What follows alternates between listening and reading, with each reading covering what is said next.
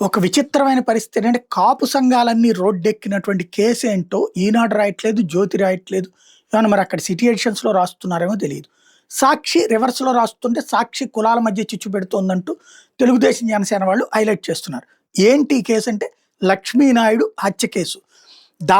దారకానిపాడుకు చెందినటువంటి లక్ష్మీనాయుడు ఆహ్, టీడీపీ కార్యకర్త హరిశ్చంద్ర ప్రసాద్‌కి లక్ష్మీనాయుడిని టీడీపీ కార్యకర్త కాకర్ల హరిశ్చంద్ర ప్రసాద్ ఈ నెల 2న కారుతో ఢీకొట్టి హత్య చేశాడు. లక్ష్మీనాయుడు తన ట్రాక్టర్‌ని హరిశ్చంద్ర ప్రసాద్‌కి అమ్మాడట. ₹2,00,000 ఇవ్వాల్సి ఉందట. ఇవ్వట్లేదట. హరిశ్చంద్ర ప్రసాద్ కాకర్ల హరిశ్చంద్ర ప్రసాద్ లక్ష్మీనాయుడికి 2,00,000 ఇవ్వాలి. లక్ష్మీనాయుడు తన దగ్గర ఉన్న ట్రాక్టర్ హరిశ్చంద్ర ప్రసాద్‌కి అమ్మాడు. 2,00,000 డబ్బులు ఇవ్వకుండా ఎగ్గొట్టడంతో పాటు ఇబ్బంది పెడుతున్నాడు. నిలదీస్తున్నప్పుడల్లా అతని భార్య ఫోన్ నుంచి లక్ష్మీనాయుడు ఫోన్ చేసి హరిశ్చంద్ర ప్రసాద్ని అడిగాడట.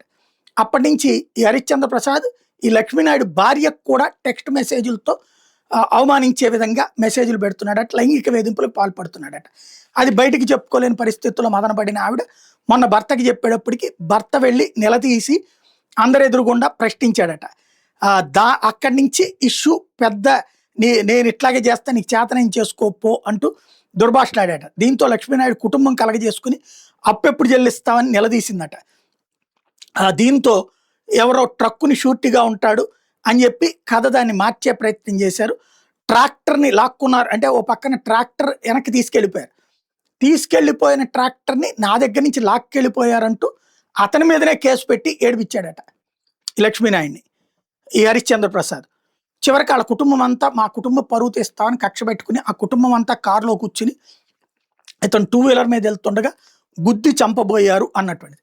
వాస్తవంగా వ్యక్తిగత కేసే, కానీ దారుణమైనటువంటి క్రైమ్. ఇందులో కులాలు రైజ్ అయిపోయినాయి. ఇక్కడ కాపు సామాజిక వర్గం కాబట్టి లక్ష్మీనాయుడిని చంపేశారు ఆల్రెడీ. అతనితో పాటుగా భార్గవ నాయుడు, పవన్ నాయుడు చికిత్స పొందుతున్నారు. కదలలేని పరిస్థితుల్లో మంచం మీద పవన్ నాయుడు ఉంటే కాళ్ళు విరిగి దవడ పగిలి భార్గవ నాయుడు చికిత్స పొందుతున్నారు.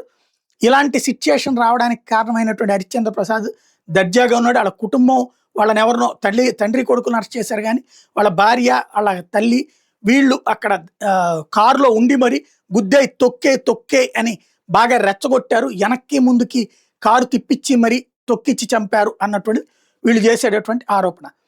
అయితే పోలీసులు ఆ దిశగా దర్యాప్తు చేయట్లేదు అన్నటువంటి. కాపు సంఘాల డిమాండ్ తర్వాత మరి మారుస్తారా అంటే ఏం కనిపించటం లేదు.